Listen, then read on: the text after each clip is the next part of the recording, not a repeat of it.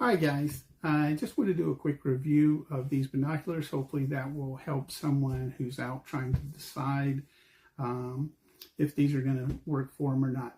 A couple quick things. I bought these to take on safari that I'm going to be going on in a few months. And I tried several different brands, and even from this particular brand, which is Vortex, I tried the Triumph as well, because they were a little bit less expensive, obviously, as a general rule, since I don't know how much I'll use them after I get back. Less expensive is better, but what I found in trying a few, not from Vortex, but they were like in the $50, $75 range, didn't really work for me for a multitude of reasons, some of them quality related, that sort of thing. And while it's nice getting a lot of little trinkets, if you will, with them or whatever, really it's about the binocular, being able to see when you're spending a lot of money to travel. You want to be sure when you get there they're going to be sturdy and give you hopefully what you want. Since it's my first trip, I'm not sure, but I believe these will suffice. So to get into the review, really enjoyed them. These are the ones I chose. A few of the really nice things, they are 10x42. They do come in, I believe, an 8x42 as well. But a couple of things, they obviously come with lens covers, and these are nice. These lens covers, which the others that I tried, one pair had internal. Didn't really care for that so much. I like the caps that go on the outside. I thought the internal would be better, but as it turns out, these are very easy to take on and off, which I think if I'm taking them out and then I want to protect them when I'm not using them, be easy to throw them up there. The eye caps for me was one of the big things, and part of the reason I chose this set, and part of the reason I'm not even going to try the Diamondbacks. The Diamondbacks by Vortex are about $100 more. I think they have a little bit better glass supposedly, although I don't know that me being a novice at this would really be able to tell the difference. Even 150s, probably the sweet spot that I want to spend, which is what these cost.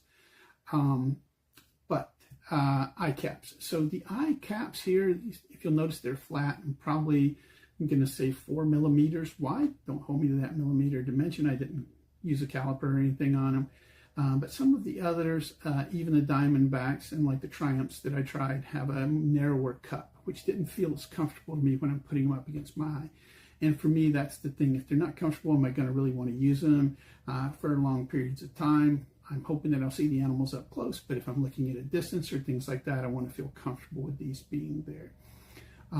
Couple things, obviously they do adjust out to, I believe these are 15 millimeter high relief, as they call it, which wasn't as large as some of the others, but it was enough for me. It allowed me to adjust the pupil distance or whatever, put these in my eyes and feel pretty comfortable with them staying there. So for me, that was a big thing. I would have probably preferred that they have different detents on the eye cups, but I also think for me, I'm probably going to use them fully extended 99% of the time, because I don't need glasses for anything other than reading. And so they'll probably just go out all the way. They don't feel like they'll just push down. I'm not going to try. I don't want to break them. But I will say that compared to some of the cheaper ones, these are nice and tight, even at the top. And I may end up putting some kind of band on here just to hold them at that position. Although, again, I don't think they're going to move. The diopter has these little hash marks, if you will, which would be good if you were going to go back and forth between different settings. Again, my plan is to set them for myself, and my wife will have her own pair. And so hopefully I won't have to adjust them once I get the diopter set properly. But if I did, it moves pretty easily, but not so easily as that I think it would get changed. The setting would get changed very easily. But I really like the eye cups on this. Would have been nice to have an option of a little bit more relief, but as it turns out, I think this is gonna work perfectly. Obviously, you can connect the strap here, the neck strap, on here. They're very hardy, feel good, have a good feel to them as far as rubbery feel. They are warranted for life. Vortex has a ton of people who are fanboys or whatever, if you will, of their warranty. Some really good examples of them taking care of that. I hope you never have to take advantage of it. I certainly hope I never have to take advantage. But I guess it's nice knowing that even $150 is protected if you needed to. And certainly if you were going to buy, say, the Diamondbacks at $250 or Viper at $600, having a nice warranty that's backed here in the U.S. for U.S. customers, that would be great.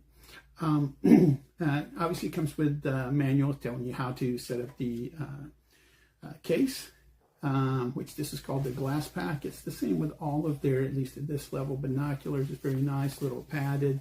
For those of you who care, you know, the connector here is elastic, so no noise of Velcro or snapping sounds. Again, I don't expect that I'm going to have to be that quiet on our safaris.